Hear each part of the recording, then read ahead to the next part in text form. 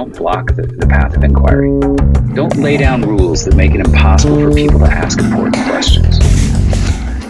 Welcome to the Thought Stretchers podcast, where we hope to stretch your thinking about important issues in education through rich inquiry. My name is Drew Perkins, and I'm your host for these conversations for complexity and nuance.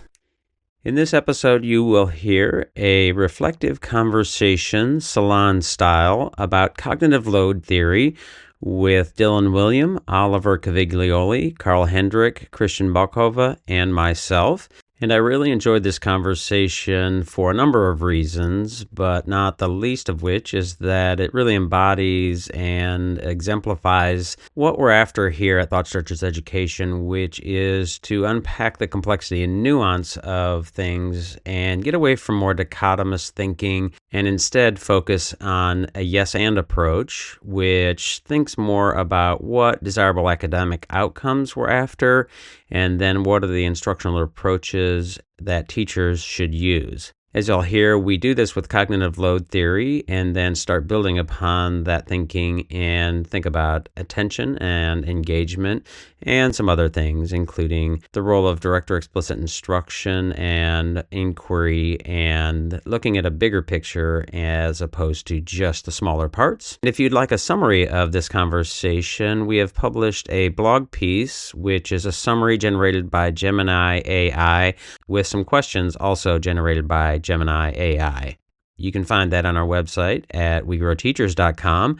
The blog title is Cognitive Load Theory, a Reflective Conversation, similar to this podcast conversation.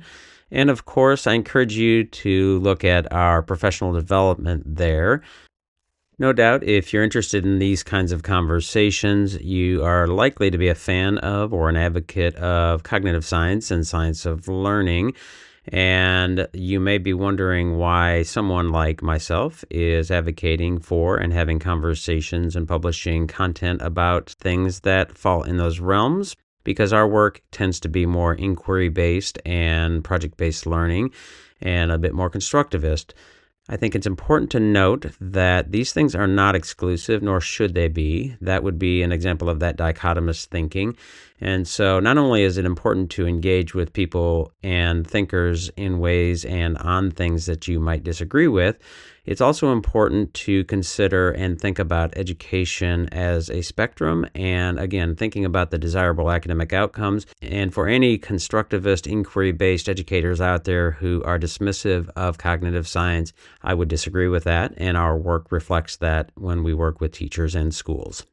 If you want to learn more about how our work aligns with not only inquiry and constructivist kinds of education, but is inclusive of more traditional cognitive science and science of learning principles, I encourage you to take a look at our knowledge-rich inquiry work and workshops, as well as a recent blog piece that I published that is titled What is Inquiry?, where I detail what I would call that spectrum of pedagogy and how inclusive and how much overlap there is in these things. This also came up in a conversation that I had with Howard Gardner, who many of you will know from his multiple intelligences work and is often associated with progressive education. And he also talks about the mistakes of progressive educators in terms of overlooking the importance of effective scaffolding, which is in many ways the heart of cognitive science and science of learning. That episode with Howard Gardner will be out next week, and this is a good time for me to remind you that we have an upcoming event, which will be later published as a podcast, but if you'd like to RSVP and join us and add your questions, we will be discussing a publication that has many authors, and 3 of them will be joining me, including a previous guest here on our podcast, Paul Kirshner. And that publication is Developing Curriculum for Deep Thinking, The Knowledge Revival. That'll be February 17th at 4 p.m. Eastern Time. You can go to thoughtstretchers.org, which is our Thought Stretchers community, and RSVP to join us there. And you'll be able to add questions and listen to that conversation live. I really enjoy these conversations and hope they add to the collective learning of educators around the world. We'll have more, including likely one coming up with the folks at Step Lab, who are behind a documentary and some video clips you may have seen on social media. And with all that said, please feel free to reach out to me with any comments, questions, concerns, or ideas. My email address is drew@thoughtstretchers.org. And now, without further ado, here is that conversation on cognitive load theory. I am here with a bevy of interesting voices and folks. So Dylan Wiliam, Oliver Caviglioli, Carl Hendrick, and I hopefully will pronounce this somewhat correctly, Christian Bokhove. My American dialect doing its best there. Here to talk about cognitive load theory, ins and outs, ups and downs, and all those kinds of things. But I want to get to it. This is meant to be more of a salon-style conversation than me asking lots of questions. So you'll probably and hopefully hear them asking questions and pressing each other and those kinds of things. I've got some questions that we may try and pull from Twitter. I appreciate those folks who may have responded there. But let's start with Dylan, and we'll go around the horn, kind of give the overview, especially maybe starting with Dylan, because as many people might know, Dylan was famously said it's the most important thing for teachers to know, or something of that sort. Certainly has heard that a number of times. But what's your big take on cognitive load theory, so we can just sort of set the level here and then go forward? When I said I thought it was the single most important thing for teachers to know, it's in the context of what one thing do you think the teachers don't know right now and would actually make a difference to their teaching? And I didn't want cognitive load theory to be true. I taught maths for years using a problem-solving approach. And when I came across the work originally in the late 1980s, I didn't want it to be true because I did not want to accept that the way I was teaching was making things harder for certain of my students. And so I basically ignored it for many years. But then as the studies kept on piling up and I looked at the evidence, I realized that there was something here that really couldn't be ignored, and that a lot of the teaching that was being done in good faith was actually systematically less successful for students with less working memory. And so that was the thing for me. It's that, my view of cognitive load theory, it's very small in terms of what it does for us. People often think it's a theory of everything. For me, it's just highlighting one constraint in the way that our minds work that teachers can do something about and make their teaching more accessible to more of their students. That's basically great. Let's go to Oliver. What's anything you want to add there? What do you think about cognitive load theory? I think it is important, as Dylan says, although I've been criticizing it for a number of years now. I don't think it's big enough. I think many of you have read Merlin Donald's explanation of the origins of the modern mind and how culture as we know it, and therefore knowledge, and therefore schools, and therefore secondary education, as a result of the capture of transient speech into writing, that completely transformed us as a culture globally. I also want to go smaller by looking at the real detail, and I don't know whether there is a term, I've used the word, I don't know of any other, cognitive empathy, imagining what it's like, despite the fact that I think we're unfortunately resigned to the idea of the curse of knowledge. I think it's possible if you follow your eyes, if you go slowly and you follow your eyes and ask yourself what's in your mind at the time and what's in your eyes, you can understand split attention, transient information, spatial contiguity in a way that helps you, which at the moment, even today, I'm seeing tweets saying, please, I want to know, how do you do cognitive load theory in key stage science? Well, I mean, you wouldn't need that. You just need to understand the idea, fundamentally, the transients of information, and then check everything you do, all your communication, and you'll find it. You'll find all the fancy terms in real concrete examples. So being sort of agnostic to subject or topics, but sort of more of just a cognitive processing. Well, it will show up in different ways. Okay. All right. Well, let's leave it at that and move to Carl. The term originates in the 1980s with John Sweller, but it has its roots for me with Miller in the 50s and the limitations of working memory. That's really at the heart of it.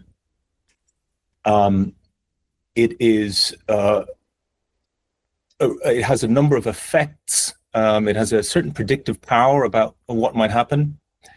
I think that it's, when Dylan talks about what teachers need to know, it's something that has been lacking in many teachers' knowledge. It comes in for a lot of criticism because, and William James has a wonderful phrase for this, it's sort of seen as a psychology without a soul. That is to say that it is a very mechanistic view of learning, instruction, and many people don't like that. They don't like that sort of mechanistic view. But I think it is of very practical use to many teachers, and it has, I would say, for teachers working in classrooms, it kind of elides with their own lived experience, which is that, why is this student in my classroom struggling? It mightn't necessarily be that they're badly behaved. It might actually be something else. And cognitive load theory goes in some way to account for that and has some recommendations for what teachers might do. Okay, thank you. Christian? Yes, thank you, Drew.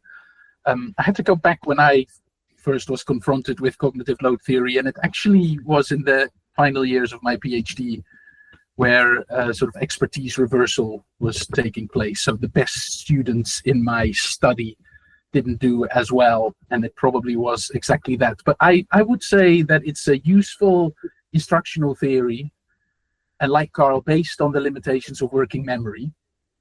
But I'm sort of maybe pre-fronting a little bit of the discussion and some of the critique that will come later on. But it does seem by now that it tries to be everything but the kitchen sink, which is what Kasper Hulshoff and I sort of posited. I think it was very focused in the 80s and begin 90s up to 98 as an instructional theory, instructional recommendations, and a lot has been added along the way, 17 effects, evolution, etc., etc. So, and also it has masked some very interesting things. I think both Dylan and Carl mentioned the 80s, and there are really very interesting studies from those times, very low power with small samples, but, talking about a set mind, how explicit instruction can sometimes also have negative consequences. And it's, in my view, it seems as if that has been sort of emphasized less. So that's sort of a starter for 5, I guess, for the critique, but an instructional theory and a useful one. I think many teachers say, it's useful for me. But I think one of the issues is that it has digressed quite a lot from that. Yeah. Mm-hmm. Well, one of the things that seems to be a critique that resonates a little bit with me is the findings, and also to me also seems clear that some of the folks who are really active and advocates of sort of science of learning, cognitive science, that's one of the things in terms that they will throw out sometimes, I think, maybe not knowing a whole lot about it, but it sounds really important, and I think is really important. But I think there's some limitations and some drawbacks, at least in my mind, to how we think about it and the research. I've heard people mention, like the self-reporting, right? The fact that you're sort of self-reporting cognitive load, and of course, research findings that are self-reported are not necessarily particularly reliable. So, what are some of the limitations or things that folks who are interested in, let's say, cognitive science and science of learning as a sort of movement, you think should be aware of? And I'll just open this up to anybody who'd like to step in. Well, I'll start. I don't think we can measure cognitive load, and I don't think we should try. I mean, I think the psychologists might want to do that, but for me, cognitive load theory is just a set of constraints about the way that our minds work that you need to be aware of in designing effective teaching. So in the same way that an engineer needs to know about the compressive and tensile strength of steel and stone, it doesn't tell you how to build a bridge. And in the same way, just things like the split attention effect, and yes, okay, we can look at this either as a transient information effect or split attention. But the fact is that makes your teaching more successful for more of your students. And I think these are small effects. So it's not going to revolutionize teaching, but I think it just gives teachers an edge, and it's particularly important in equity for me, because I don't think that your working memory should determine how well you do in school as much as it does. And so for me, it's about making teaching more successful for more students by not giving quite so much of an advantage to the students with more working memory. I don't see the cognitive load theory as sort of informing teachers what to do. We must remember that it's really an attempt to understand the underlying principles of cognition and sort of attenuate instruction based on that. The most persuasive stuff for me are the worked examples, that the worked example effect, where it's difficult to explain it any other way. And I think that the idea that novices learn differently than experts is hugely important. But I guess ultimately, any complex area is going to be misunderstood by people, and any attempt to sort of checklist cognitive load theory is, by definition, going to be wrong. Well, one of the things that I get told fairly often is if you can't measure it, and Dylan, I'm not sure if he's saying you can't measure it or we shouldn't measure it, that if we can't measure it, then we shouldn't be doing it or using it. I don't agree with that, but sort of the skills, right? So people talk about skills and say, well, you can't measure skills that, or some version of that, and so they're not actually a real thing that we should be employing or trying to sort of achieve. Does that fit in? I mean, cognitive load theory is different from skills, but if we can't measure it or shouldn't be measuring it, should we be trying to use it in classrooms? Absolutely, because you don't need, if you reduce the cognitive load, the working memory needed to successfully process and transfer into long-term memory the content that you're learning in a lesson. If you reduce the amount of working memory you need for that, then you'll make your teaching more successful for more of your students, even though you don't know which students have benefited from it. And so for me, it works at the group level, and it's just a way of making teaching more effective. So I don't think we can measure cognitive load. I think that self-reports are not useful, largely because if you look at one of the very earliest studies that John Sweller talks about in the origins of cognitive load theory, students can successfully solve a problem and be fully engaged, but not create long-term memories as a result. And so the fact is that we either feel, if students just give up because they're overwhelmed, that's obvious. The reason that I think cognitive load theory is important is because students can think they are really in the zone and work successfully on a problem and solve the problem, but not get into long-term memory the thing that problem was designed to teach them. And that's why I think it's important. And that's why, as I said, psychologists can worry about this. For me, the evidence about cognitive load theory that really matters is that when it's actually applied in classrooms with real students, students make more progress. And so, we can speculate about what's going on here. We can speculate about the evolutionary just so stories. But for me, the reason it's important is because it seems to allow students to learn stuff more easily. Yeah, from a research perspective, I think we do need to look at measurement, to be honest. And I think one of the reasons why I keep bashing on this, and I think you sort of alluded to this, Drew, is that there are quite a lot of, let's say, tacit or latent constructs like motivation, critical thinking, that are approached very critically. And I understand it, but one of the criticisms often raised, I would say, is, what is the definition? What are you measuring? How are you measuring it? So people are really quite clear about what does it actually mean, almost, in my opinion, suggesting that if you can't give a straight, short, one-sentence answer, that there's something wrong with the construct. And I would like to think that, things like creativity, critical thinking, etc., of course we can study it. Whether the measurement is sufficient, that's a whole different question. And also, if you look at I think the let's say the big articles that cognitive load theory has done, the 1998 paper and the 2019 sort of big papers, in both they say future directions. They hammer on, well, we need to know more about how things are being measured. I do agree, though, that it is incredibly difficult, and there also are different schools of thought. I guess I'm always very impressed with the German researchers who are looking at cognitive load theory, who still are measuring all the 3 different types of load, including germane load, and are constructing instruments. And I have some skepticism, but I do sort of like the ambition that they're trying to unpick these things, and step by step, I think it does add to clarity, even if it's not necessarily, the final answer, and it never should be.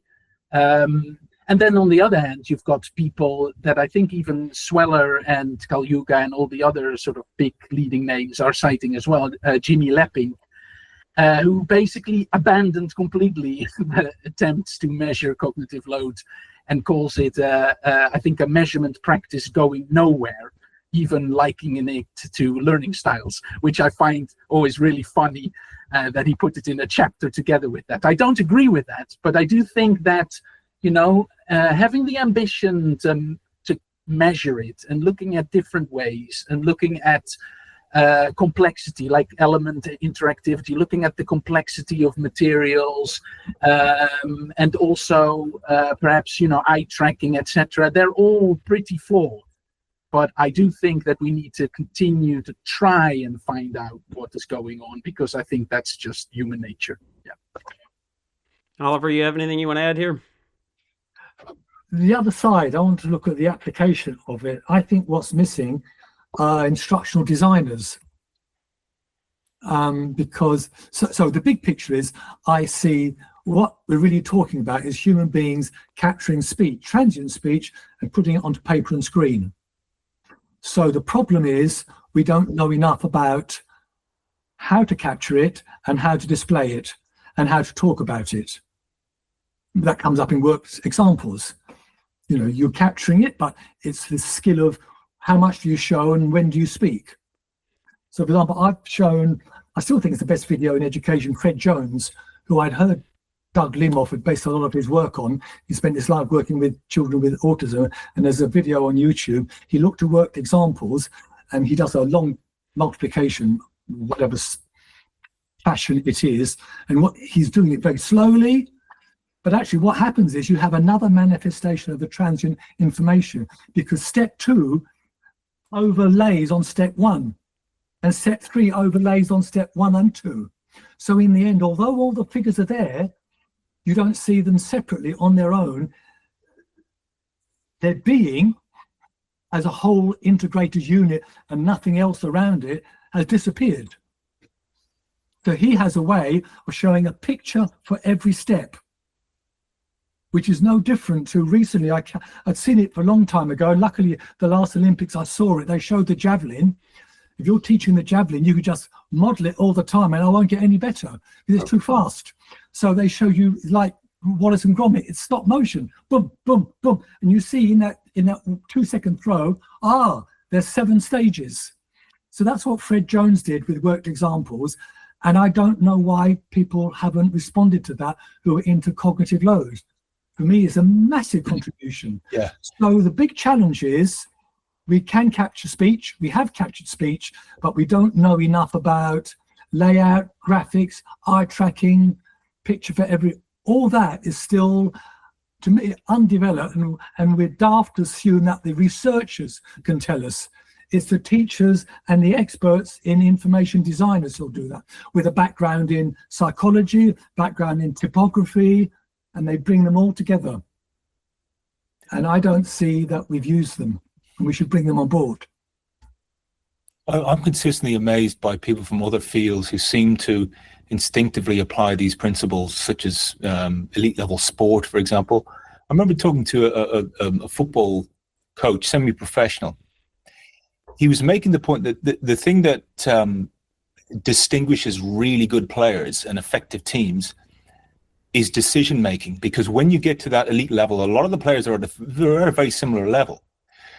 But certain players will have a very kind of developed, I don't like this term mental model, but they'll have 8 different options available. And so say take a right back in a position under pressure.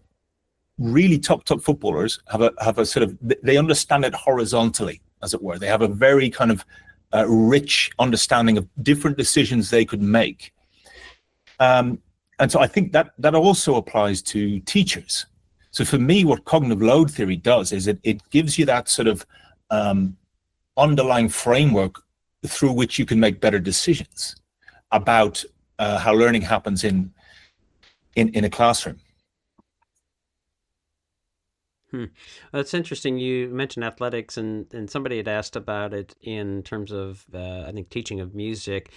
And I also coach, we call it soccer over here, but football, as you might call it. I was coaching the other day, and we had a bunch of the girls doing a drill that they had not done before.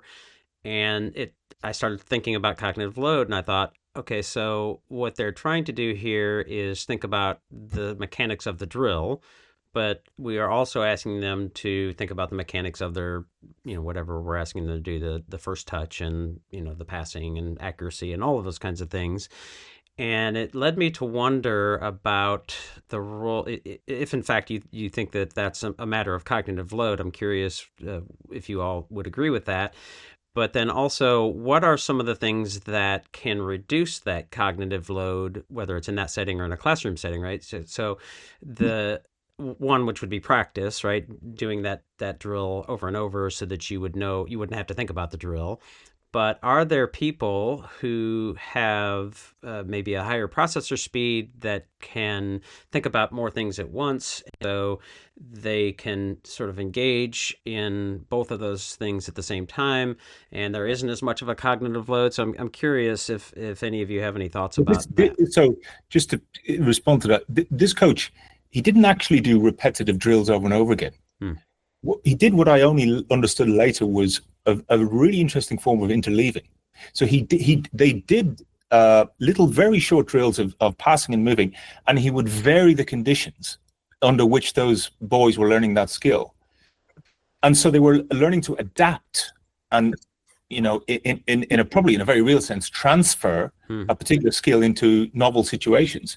So, and amazingly, that kind of practice is accepted in other fields and celebrated. Very often when you watch footballers doing, they kind of enjoy doing those. But in education, we don't, we refer to that kind of thing as drill and kill. But it's, that interleaving of similar but slightly different practice problems is an extremely effective way of learning.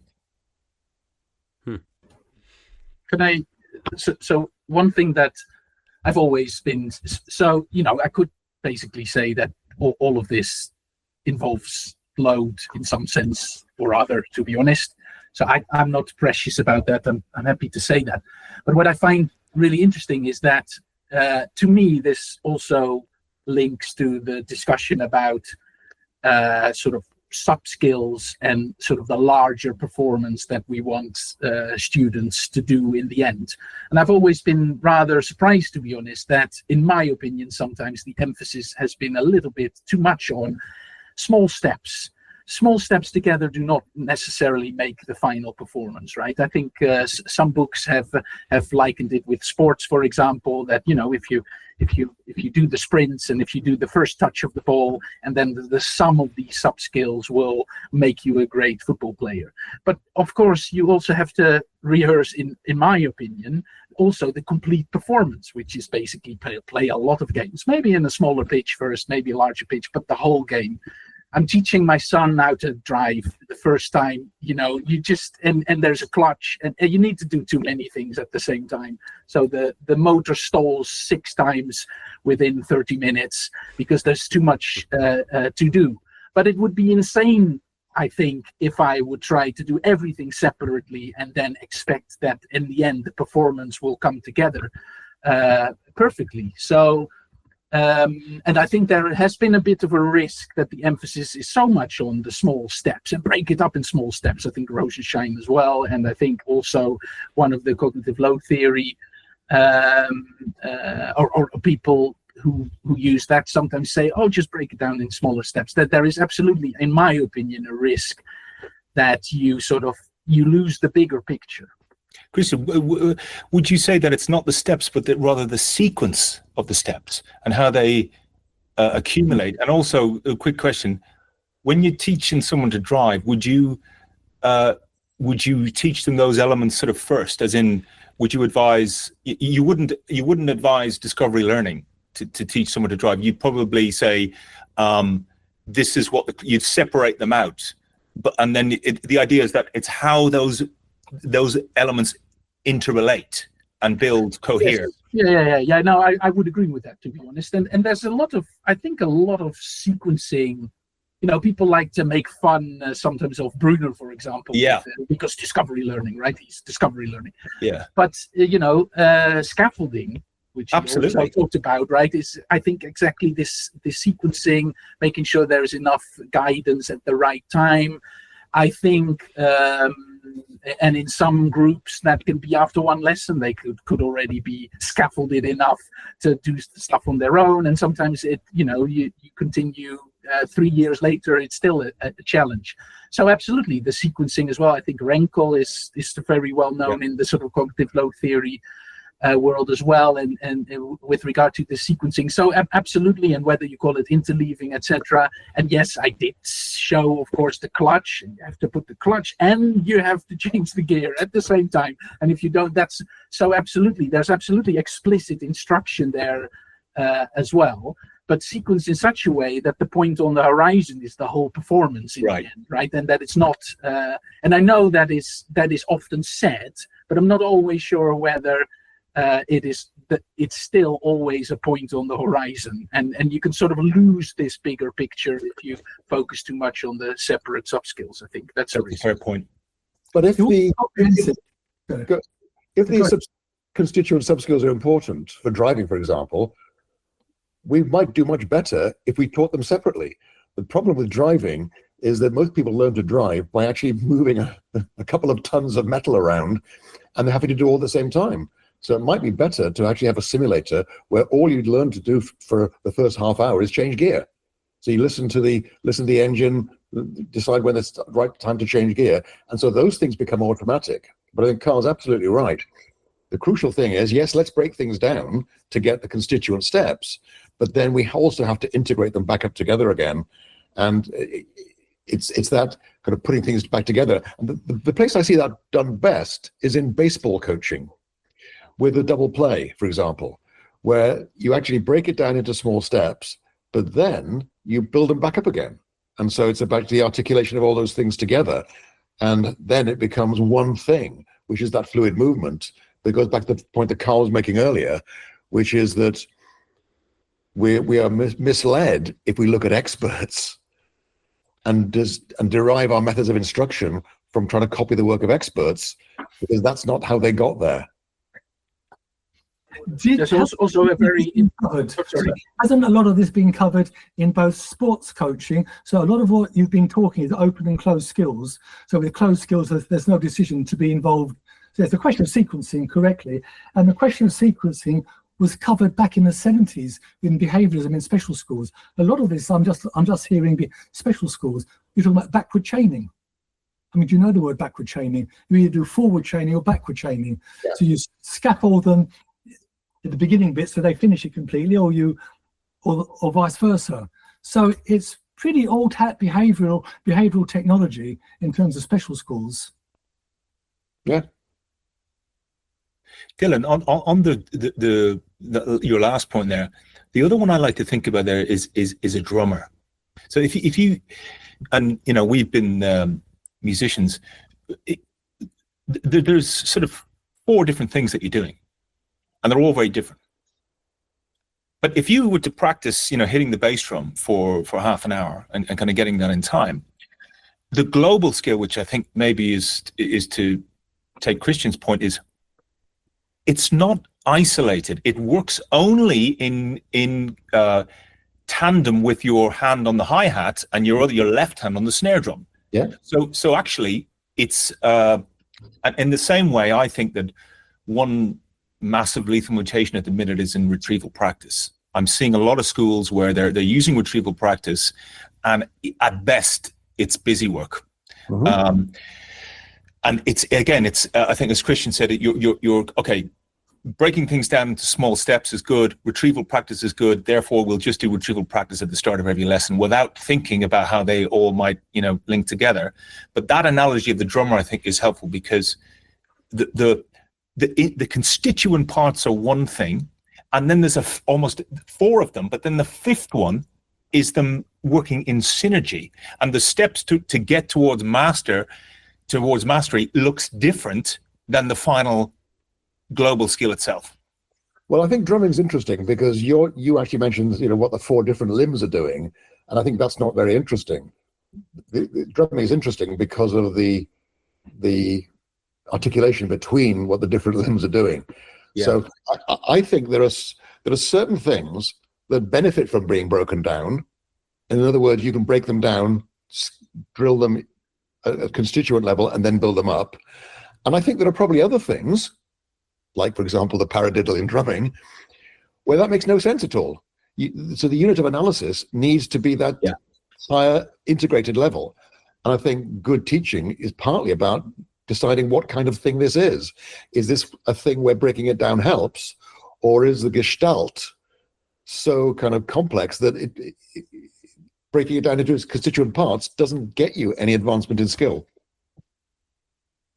That brings, one of the things that I wonder about as well, sort of the gestalt, the synergy, the whole picture, right? And I think about, of course, I'll make a pitch for, as I often do, the role of inquiry and the ways in which one might use inquiry to sort of, I guess, as a priming effect, to sort of help better understand what that larger picture is. If you're thinking about driving, right, what are the pieces and things we need to know in connection with one another, because it's the hopefully. I'm also, Christian, I think you said you're teaching a child to drive. I'm also doing the same thing. I have a 16-year-old, but we have automatics, no sticks. I was lamenting that, but a whole different story.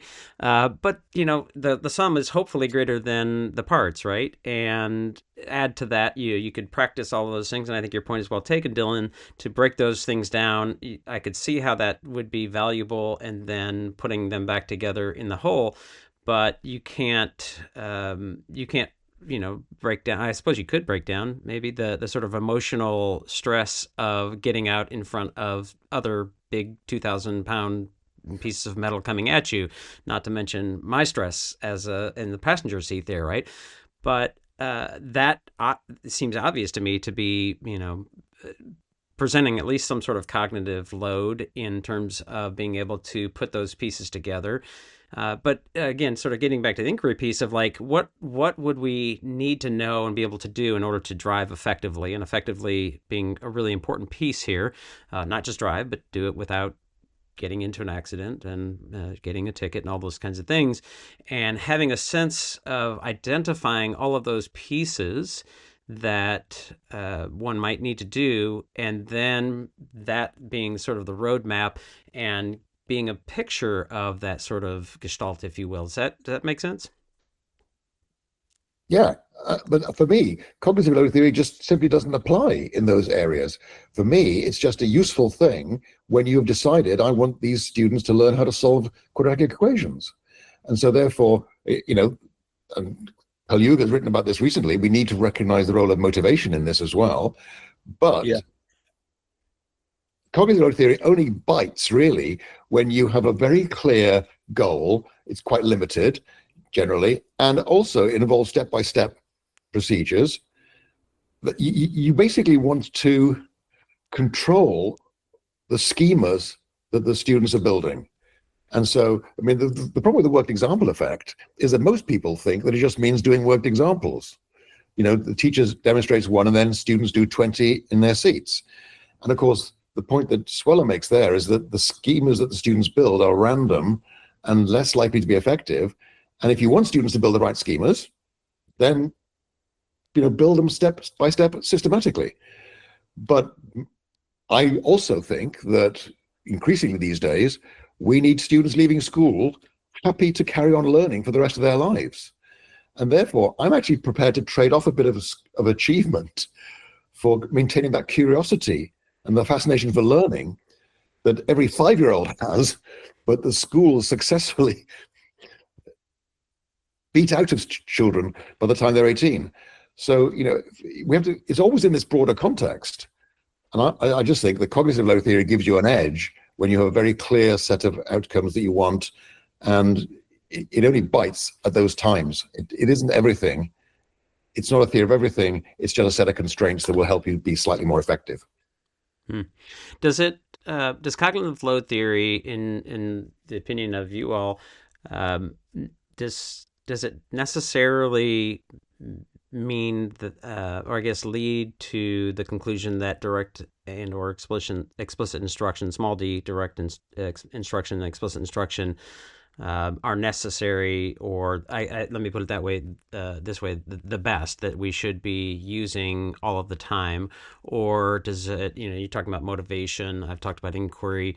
Are there, when we look at different outcomes that might be desirable, change in long-term memory only, in my opinion, being one of them, being a really driver of different instructional approaches, I guess, and just to reframe that question, does cognitive load theory mean that we should really be using direct or explicit instruction almost all of the time? No. It's very clear that explicit instruction works for novices and not so well for experts. I think the analogy I like to use is stabilizers are very good if you're learning to ride a bike, but they really get in the way when you're very good at cycling. And so when I have this discussion with teachers, I always put it like this: all theories want the same goal. We all want students working independently and solving problems and engaged in inquiry tasks. There's just a different idea of how to get there. And so with what cognitive load theory suggests, and again, it doesn't instruct, it simply says this, that explaining concepts to novices, and I think Casper put it really well, that actually cognitive load theory is a little bit like Craig and Lockhart's levels of processing, that you want students to process things at a deep level, and the way to do that in the initial stages is clear explanation, but as expertise and that deep processing develops, you then release that, and to go back to what Christian was saying about scaffolding, hugely important. You release that, and then hopefully the student will be independent. Oliver, I know you had some things you wanted to bring up. Now might be a good time to do that. Well, I want to talk about Merlin Donald just briefly, because I know Dylan has read him and Carl had promised that he would have read him. Did you? I'm in the middle of it. All right, okay. Yeah. I found out about him from someone, a leading information architect, an infographic professor, and he talked about, well, obviously, by capturing it, we had the symbolic storage, external symbolic storage, which is writing, and that's always accessible. And you can see straight away, well, that reinforces the borrowing principle, borrowing and reorganizing principle that Sweller talks about.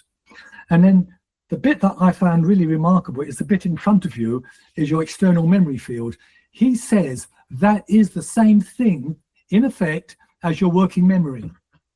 So we don't just get overloaded as novices with unfamiliar material. We get overloaded with our own thoughts that we're familiar with. We just can't think a lot. That's why in business, even though it's mocked in education, the wall, the table, the post-it notes, the the large canvas upon which groups of people will project their thoughts is a direct consequence of knowing about your external working memory. And I think we can get students excited to think that that desk out there, it's not just something to hold up books, that's your mind at work. And so and especially as an English teacher, I'm really interested in the explicit and repetitive teaching as a principle, at least, if not in terms of techniques, writing for learning, not as a proof of learning. I just realized it pretty much mirrors assessment of or for learning, writing for learning. So when children realize that, oh, that stuff out there, that's my mind, and I can move them about, and that complex thought that goes up here that only clever people with large working memories can manage, it's all really quite doable out here. It's all doable. And you know, the stereotype of the boys who do like car mechanics, and it's very complex, and they're not so literary because it's all abstract and waffly and not directly connected. They've got a huge intellect as they're moving things about, part of systems. I think we can consider looking at learning on that canvas. In fact, we've started because it's the teachers who use the visualizer. Yeah. They've started to do that. Look, you 30 minds, look at my mind. I can make it as big as that. But we're only asking them to show a small part of their mind on mini whiteboards, which is useful, but we can explore that further, expand that further. So that's kind of what I'm interested in. And also tie up the Geary thing. I mean, I've had some conversations with specialists on Twitter about whether Geary is really established out there in the field. And I think it's really not that really clear, but it's useful. And I think it's even more useful when you think it's a direct consequence because we captured transient speech. And then we had an external symbolic storage, which is what schools use. And then that's what causes this very demanding learning called biologically secondary learning. And I think it ties it up. If I've got time. I came across that my own teacher, but I never trained as a teacher, and I started teaching in a very small school, small classes, and then moved to London. And I discovered something rather interesting. If a student asked me for help, I would need to borrow their pen or their pencil to point at what I was doing. And I started thinking about this. Well, why is that pencil so helpful to me in explaining this concept? And it's just another example of the external memory field. And you know, David Perkins talks about as being person plus, and Gabriel Solomon about distributed cognition. But I think all these things are crucial insights into the complexity of what's going on between the inside and the outside. Yes. Christian, what maybe this is a good time to have you sort of unpack some of your bigger criticisms. You, I think, alluded to some of them of cognitive load theory, just writ large. Yeah, let me sort of do that in response to some of the comments, because I think all three highlighted fairly different things, Dylan and Carl and Oliver. And hopefully I can tie it together a little bit. So when you asked about explicit instruction all the time, I would say no, not all the time. I remember all these wild discussions on social media. When do you actually become an expert, right? Is it when you start your PhD, or is it when you're 16, or when you're 12, or when you... And I think some people, rightly so, I think refer to relative expert, right? You can be an expert when you're 6 years old, 7 years old in a group, of course. And I think that sometimes is forgotten a little bit, to be honest. I would absolutely start with explicit instruction completely at the beginning, but maybe in 15 minutes later, that might be actually a right time in certain classrooms to move on fairly quickly and do a much more sort of open-ended tasks, right? It's very hard to say, and I would sort of put the craft knowledge with the teacher to decide this, and experienced teachers do that. Also the other way around, by the way, we all know these sort of glassy eyes, they no one really understood what you were doing there, and then you go back and you do a little bit more explicit instruction. So that makes it really, I think, hard to pinpoint exactly.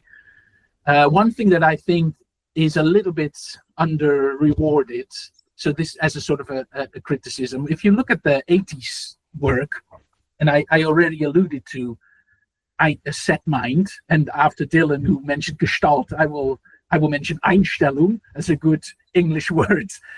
And a set mind it's quite fascinating how much actually those 80s articles write about this as a sort of a downside of constantly saying, you need to do this like this, you need to do this like this, you need to do this like this, you need to do this like this. And that all does create some sort of set mind that if you get a slightly different task, the first thing you do is, well, I'll try this because I've been doing this for 10 times. And we saw this, I think, in my own PhD with quadratic equations. After you teach the quadratic formula, every quadratic equation is put in the form ax squared plus bx plus c equals 0, because that works all the time, even if it's not very efficient and very useful. And you see this I also find it really interesting that chess research is cited a lot in the past. And in chess, you see the same thing, that sort of backward knight moves are impossible for most chess players because you want to go forward with these. So you've got sort of, some people have almost a blockade in their mind. They have a set mind, basically. So also sometimes the downsides of explicit instruction, I think, are sometimes not highlighted enough. And that brings me, I think, so I sort of disagree a little bit with Dylan that cognitive load theory is very focused, or at least you didn't use that word, but let me just summarize it, that it's only true for a specific goal, etc. Because I do think that from a research perspective, cognitive load theory has done a lot to suggest that they are everything but the kitchen sink, right? They tried to translate, I think the testing effects did not exist for complex materials. So there are special issues about self-regulated learning. There are 17 effects that work into each other. I think Oliver also alludes to transient information effect. And then suddenly in 2019, there was something they called compound effects, which in the article they call sort of complex sort type of effect that sometimes overrules other effects. And I'm thinking, this is not a straightforward, easy, let's say, instructional theory anymore, with 17 effects that work into each other and some overrule others. And then, Dylan alluded to, I think, evolution. I do think that there is a just so element to that part as well. It's a little bit, I think they've made their lives a little bit too complex in that sense. And I think the 1998 article actually is a little bit more focused and clear, in my opinion, even with germane load in there, than the forest of effects that there is now. So that would be a second thing maybe to comment on. I'll leave it at that, otherwise I'm talking too much. Can I just come in there? I actually think, picking on what Oliver was saying earlier, I think there might be a case for not using the term cognitive load theory anymore, and instead focusing on the transient information effects, and just basically, because those are, it seems to me, are the most instructionally useful. So I accept the psychologists need to do all the research that Christian's been talking about. My concern is how to help teachers do a better job in the classroom, and maybe just picking out those ones that are not necessarily the most important, but the ones where paying attention to them has the biggest impact for student learning. Maybe that would be a good way forward. And maybe we need a rebranding so that we don't bring in the baggage of cognitive load theory, because that already has got so many sort of set positions adopted by different actors in the field. We might make more progress with a sort of slimmed down, absolutely minimal version of the concepts that are the most useful for designing effective instruction. And that way you'd understand the principle. I did a talk the other day and I made up an activity on the spot which was dangerous. I asked teachers to put a hand in front of their face and their hand represents content, then I want them to keep the hand still, keep their head still and move their hand. And actually it's no longer in their sight, out of mind. It's transient. Equally, if you keep the content still, but you turn your head, as in the split attention effect, it's the same thing. From your point of view, I see it, I don't have a problem. I don't see it, I have a problem. So underneath it, although we have these fancy terms, spatial contiguity, transient information, split attention, they're the same thing. And so it's confused people like mad. It's so simple. And I first came across it actually 38 years ago when my son with Down syndrome was born. So I very soon started to speak to speech and language therapists who talked about the very short auditory loop of children with Down syndrome. So the first thing I bought was a big whiteboard in the kitchen, and we put everything up there. He became a very good reader very quickly. He was better than the average reader in his primary classroom. Everything has to be on there. It's just too much when it's floating around. And of course it was part and parcel. Then I worked in special schools, moderate and severe learning difficulty. It seems to me that those key principles, you need to grasp them and know they're so important. And that's why Merlin Donald's background, cultural context is useful. Then you apply it then and there. And then the teachers have this cognitive empathy. Just imagine what it's like if it's no longer there. It's transient. That's, I think, where we need the kind of brokerage. There's this kind of interstitial in betweenness between the research and practice. I was thinking about this. AI really seems to develop because of these frontier models where you have this conduit for these large bodies of information and some sort of interface. And I think that all the things we're talking about, many teachers will still be bemused by the terms that we're using and how we use them. And so I sort of think that a lot of this stuff needs to not only be translated, but it needs to be in some sense vicarious, or in like not even spoken about as an explanation, but as a real thing. As in, here's which is, I was looking at that Step Lab video recently, and I thought, wow, what a fantastic explication of a lot of the principles of the things we're talking about. It's very clear. This is how it sort of works in practice. And again, in many fields in sport, they will spend a lot of time in the dressing room looking at different plays, pausing as an in-game situation and going, now, what decision should you make at this point? And I think that kind of development in teaching would be very useful. And Gary's Klein's the guy to go and translate his work into teaching. Simulation as much as physical rehearsal and modelling. Counterfactuals. Go ahead, Carl. I was going to ask Christian a question. You said something which I thought was really got me thinking, and I thought this might be a very good way forward. I think you used the word heuristic to talk about cognitive load theory. Yeah. And I was wondering if you could explain that a bit more, because to me, I thought, that's a very useful way of thinking about cognitive load theory. Well, I think my understanding of heuristic is that it's almost more sort of an abstract or sort of global guideline that sort of guides you in making certain decisions. So you alluded to sort of decision making, right? And as teacher, you make thousands of micro decisions while you're teaching. And I think personally that there are quite a lot of contradictions from a research perspective sometimes in cognitive load theory.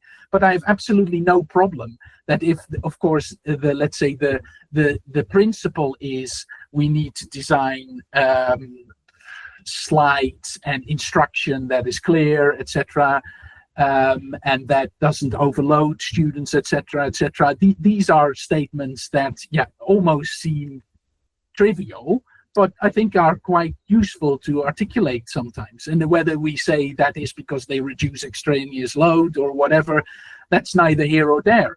I think if the materials are designed better, who can object if my my board use has always been really poor, for example, if I improve my whiteboard use, that's a win in any case.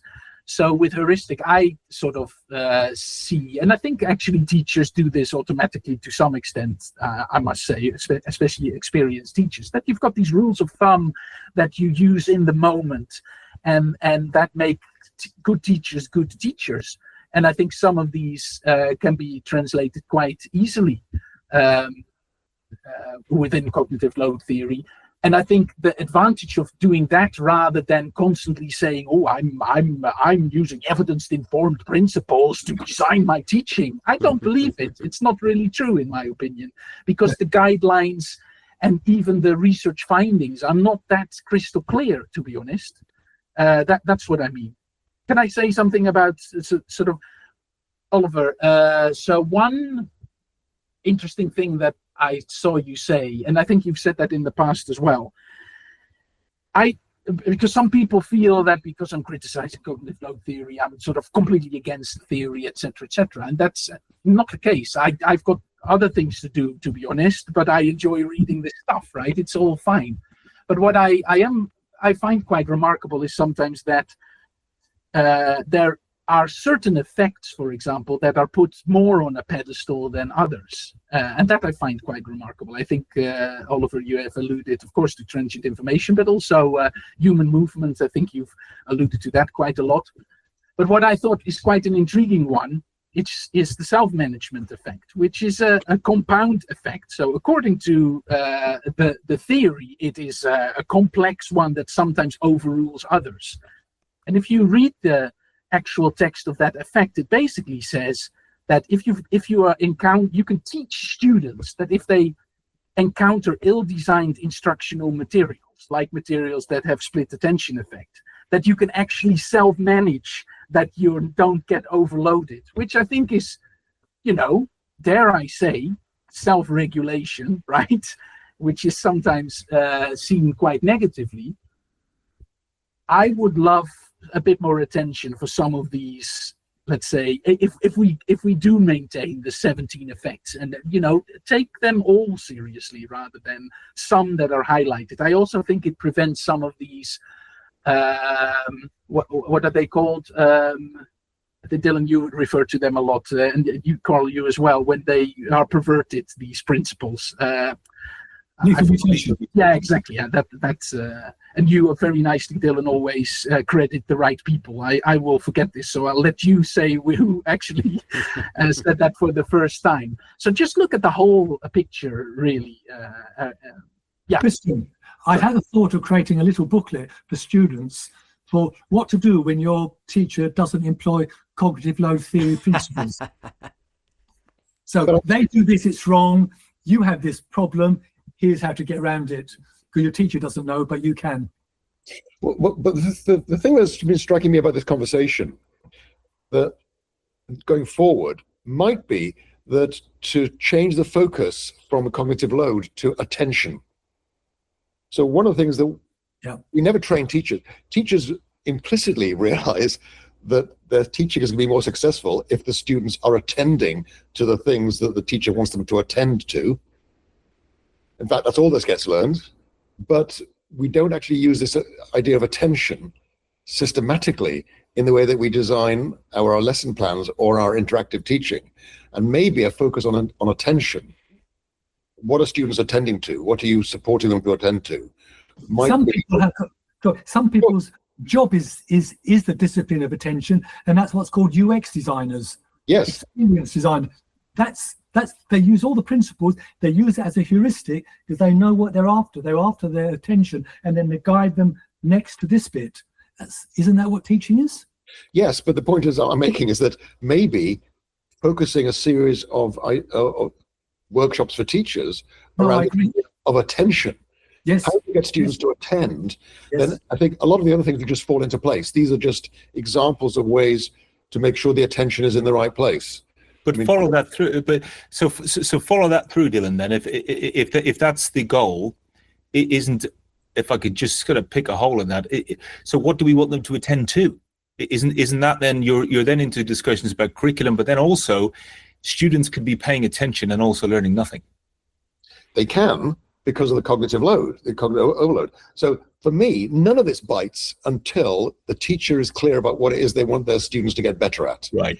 So none of this says what students should be learning.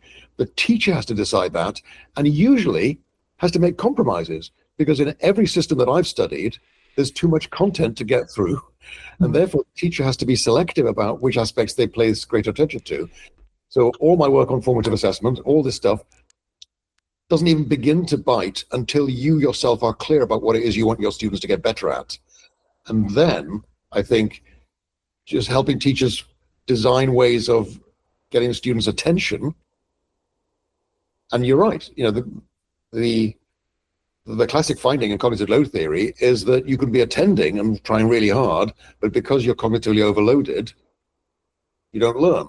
But it might be that attention is a better focus for teachers, because it's attractive. Every teacher knows they need their students to attend to what the teacher is doing. Is it attention, or would it be more useful, and this is a term certainly I didn't invent, but I talk about a lot, especially when we're talking about inquiry, because of course progressive educators talk about engagement, and I would often say behavioral engagement, but cognitive or intellectual or academic engagement, that engagement piece being, and especially a distinction of cognitive or intellectual or academic, or all three, or maybe there's a better term for those. Yeah, the reason I use attention is just because it does come up.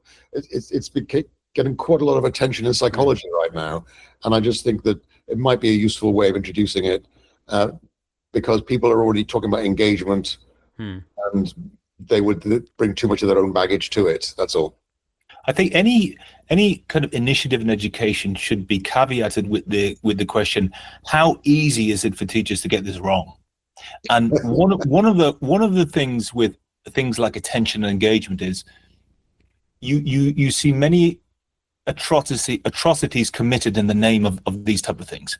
So I could very easily see, I mean, Dylan, we spoke before about, my God, assessment for learning, what an incredibly complex, rich, clever model, but has been completely used in terrible ways. So part of me thinks, well, we're back to this idea about very specific examples of things and building up in teachers' minds, not any term that has a very wide spectrum. So students could be paying attention to a teacher who is angry, who is really a disciplinarian, as I was in Catholic school in Ireland. We were paying attention, but we weren't learning a lot.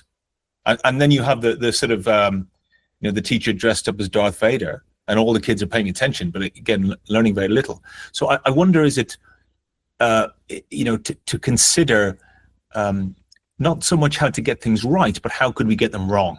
Right. But attention as a framework would help you analyze those cases, because what are students attending to? They're attending to not getting hit, for example, by getting things wrong. So it's just basically, it is the same as engagement, but our job as teachers is to get the students thinking about the stuff we want them to think about. And the question is what the most productive ways of doing that are.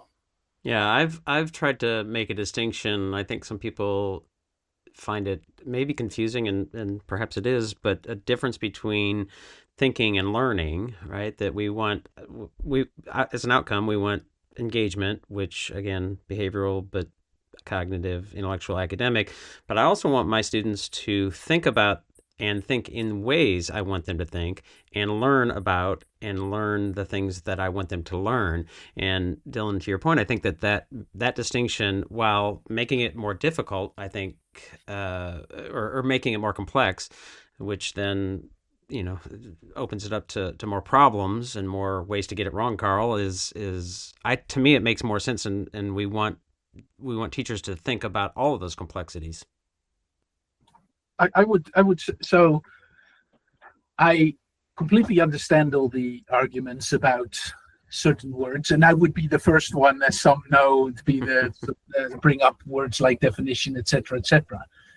So I do understand it, but I have sort of come to the conclusion that I think a lot of that actually sort of reflective conversations like we're having now then we sort of find out really what we mean by attention. Because even if you use the word attention, Dylan, I might mean it something different. I've always been really annoyed that the Kirshner-Swella-Clark paper just says a problem, what is it, discovery, inquiry, problem-based learning, and it's all the same. And even if you say, well, not really, it's not really the same, they say, yeah, but in essence, it's sort of the same. But direct instruction with a capital D and I, and direct instruction with small letters, and explicit instruction and explicit direct instruction, they're all different things, right? And we should not be using think that it's the same thing, and we know that, right? Some of it is more scripting, project follow through, other, etc. And we use language quite fluidly, and this is why I think I've never had a problem to use the word attention. Sounds fine to me, but I don't think it necessarily will prevent the issues that Carl is describing. It will be interpreted in a different way. Some people will say, oh, attention, yeah, that sounds really like behavior management in the classroom. Are you paying attention? I can already hear people say, oh, do you mean slant? Do they always have to look at me paying attention? So I'm just saying that I think the discussion will just shift to a different space. We will still misunderstand each other. The only way, in my opinion now, I think we can prevent this is to have conversations like this, right? What do we mean by attention? What do you mean, Dylan? Oh, I mean this. Oh, yeah, that sounds reasonable. That sort of reflective practitioners is what we need, really, who don't take our word for it, but continue to think. Dialogic is another word, yeah. In relation to that, can I introduce, I think, a related idea is being enthralled to cognitive load theory as an entity and its complex language. And there aren't many practical bits, but the practical bits must be complied with. So you'll get, I know Paul Kirshner doesn't read any of his slides. I read my slides out the other day. I don't present very much. I read them out and I asked the audience, did your brain sizzle up? Tell me how much diminution of learning took place because I read slides out. So you could accept that as a diminution of learning and there'll be some number. You know, statisticians would ask you, is that a big number? I mean, is it significant? And then they come back on it, and I bet no one's read Greg Ashman's little book on cognitive load saying, oh, actually, there are some students, you know, you don't have written text with the image if it says the same thing. Well, who determines that anyway? Because the words, the narration, the spoken narration of a teacher, guess what? They're transient. And for some students, it just disappears and they need those words and they've all gone away. So he says the teacher can make their mind up as to whether you do read them out or you do have them showing at the same time. That's a point that I've taken on board. So now I actually have trained myself to memorize quotes. So what I do then is I speak the quote, yes, and then I reveal the written version of it. I do as well, but I print it out. Yeah. I mean, I've invented something else. I show them half the quote. Yep. And in pairs, what do you think is going to come next? What's the conclusion of that? So they talk about it, they engage with it through, and then I show them it. So they do prediction error bit as well. There are lots of ways around it, but at the moment, the shorthand way, if you do cognitive load, you show it and don't speak. It's like stupid. But I think the point you were making earlier, I think, is really important. And it reminds me of Lawrence Stenhouse, who said that most educational reforms treat teachers as intellectual navvies who are told where to dig, but not why. And of course, the reason is I've now become convinced that no educational innovation can be implemented in real classrooms in the way envisaged by the inventor. Teachers always have to adapt them to make them work in real settings. Yes. And if they don't understand why those things are the way they are, then the adaptations they make will become, in Ed Hartle's terms, lethal mutations. Yes. And that's why teachers have to be thinking their way into a new way of acting, as well as acting their way into a new way of thinking. They can't just follow instructions because the instructions don't work in their setting. And so I think that's where we've gone wrong, I think, in the past, is either to let teachers figure out stuff out for themselves or to try to give them a script. And neither of those things work. teachers have to be engaged in making sense of these so they make sensible adjustments. Yeah. So one of the things that I'd like to come back to is this idea of a heuristic. And when I think about cognitive load, I think about it fundamentally being a sense a sort of differentiated instruction. I don't know if you all think that as well. Obviously, there's lots of ways to think about differentiated instruction, but in terms of the level, to me, it makes sense to put it in a frame of the level of guidance, whether that's very explicit pieces of knowledge or even to inquiry, right? There's levels of guidance that one would use, varying. Lysander and that group have written about that, the levels of guidance appropriate, and Christian sort of referred to it. I'll get on my high horse about the sort of conflation of discovery learning with anything inquiry, but I'll leave that horse to ride off into the sunset for a different conversation. But to me, it is in many ways that heuristic is about the level of guidance, which is then guided by how can we accurately perceive the sort of load that is happening with individual students, and how do we do that sort of intuitively in the moment? And I'm curious if that makes sense and how you think about that terminology. I would say the biggest problem that teachers face in classrooms are the shortness of the feedback loops. So that in other fields, I'm thinking of Hogarth's wicked versus kind distinction in environments. In other fields, you have very quick feedback on whether what you're doing is effective or not. Teachers have, I think, the problem they face is they often don't know what they're doing is effective. And so this gives rise to the novelty effect, where schools often want something that's new because it has this feeling of having an effect. So I think the heuristic to me, and this is the most important thing for me in this conversation is, and that's why I mentioned it to Christian, if teachers have an underlying deep understanding of the mechanisms, then it'll lead them to make better decisions. And that heuristic is almost like a kind of what is a heuristic? It's a mental shortcut. So you're making decisions. You can make 8 decisions in a moment as a teacher, but you could make 8 terrible decisions, or you could make 8 ones that are probably going to lead to long-term learning, or may be a better bet. So I think in terms of the heuristic model, I quite like that, and I think that needs, what would that heuristic look like? What would teachers need to know, and so on and so forth. Well, I think that I'm wondering, I guess, if that approach that I think seems to be resonating around the room here, the virtual room here, might be a tool or a way to effectively communicate the ideas more, but also sort of get us away from the dichotomous thinking that seems to be just rampant, right? I've been paying attention and had a little conversation with a guy named Rod Naquin. I think I get that right. He's down in Louisiana working and talking about science of dialogue and ed leadership. And, I don't think it's a secret that dichotomous thinking, that either or, us versus them kind of thing, is pervasive. So is a heuristic like that helpful? And if not, or even if so, how do we, I guess that's one thing that I'd like to talk about here before we wrap up, is how do we shift away from some of this dichotomous thinking and get to something that does recognize what I'm always after, which is that complexity and nuance that's important?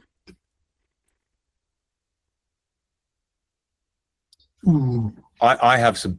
I'm going to turn to John Keats, and Keats, in a letter, wrote that what he felt that what he called men of achievement, like Shakespeare had, was what he called negative capability, which is the ability to hold 2 opposite thoughts at the same time.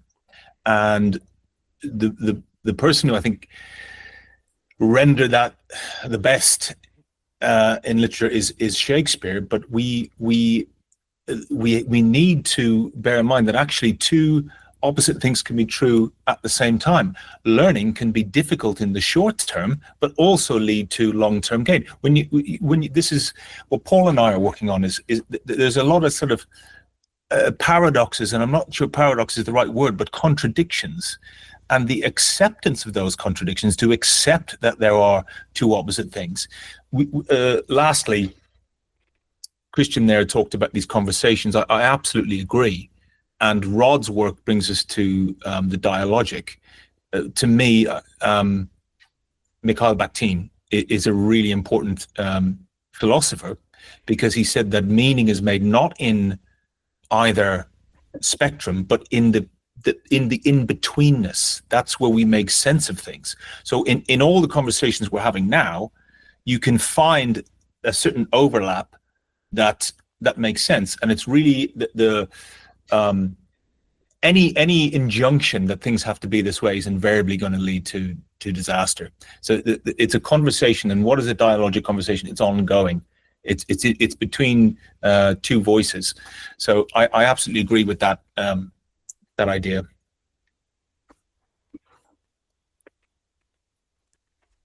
Well, I'll take by the silence. Nobody wants to solve the problem of dichotomous thinking before we jump off here, other than Carl and Keats. I agree. It also reminds me of dialectics, right? Which is, I dare not mention. Is it Marx? I think. And there we are. He mentioned it after all. But anyway, I've never really understood why. I've had many discussions, as some of you might know, on social media on binaries, and there are very few real binaries in the real world, to be honest. Of course, you can construct an artificial one, right? Like my light in the office is off, and I can turn it on. Yes, sure. But we're talking about social science here, and the craft, right? About teaching, and it's just, that's a bit too complex, in my opinion. And I would say that even from a research perspective, when you many of the, I think Dylan mentioned Kal Yuga, for example, when you read his work, it is all as it should be, like from academics. It's very quite measured, and there's limitations at the end and discussion. It's not like this always works, this never works, etc. It is quite, some articles are a bit more polemic, which also sometimes have a function to sort of bring discussion to the table. But just as long as we don't stop talking like we're doing now, I've enjoyed this. So I don't think we will have disagreed about some things. That's all fine. A lot of it actually was quite consensual, I think. We talked about the tension, and we talked about all kinds of other things. We tried to look at the common denominators, etc., similarities, differences. I think that is, I think, more productive in human life. And so I completely agree that we sometimes need to steer away from binaries. That's it. Yeah. And I'll give anybody sort of last shot at any concluding thoughts. I was talking, I think, with Dylan before we started recording and before you all jumped in. I had a conversation yesterday with Howard Gardner, who folks will be familiar with as multiple intelligences. And by the way, he said multiple intelligences and learning styles are not the same thing. Very critical of the ways in which that's been interpreted. But again, that'll be a podcast that'll come out.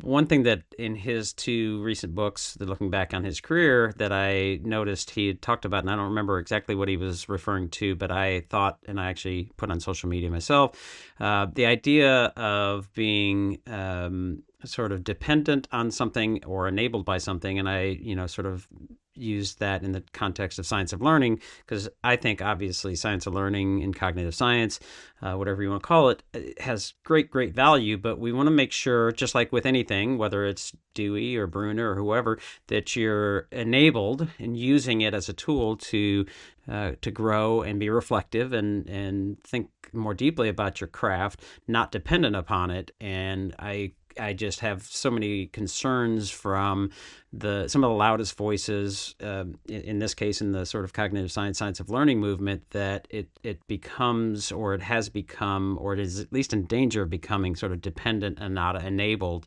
that there's just leaning into, sort of memes to use to say, well, this is this, and it means that everybody should be doing that.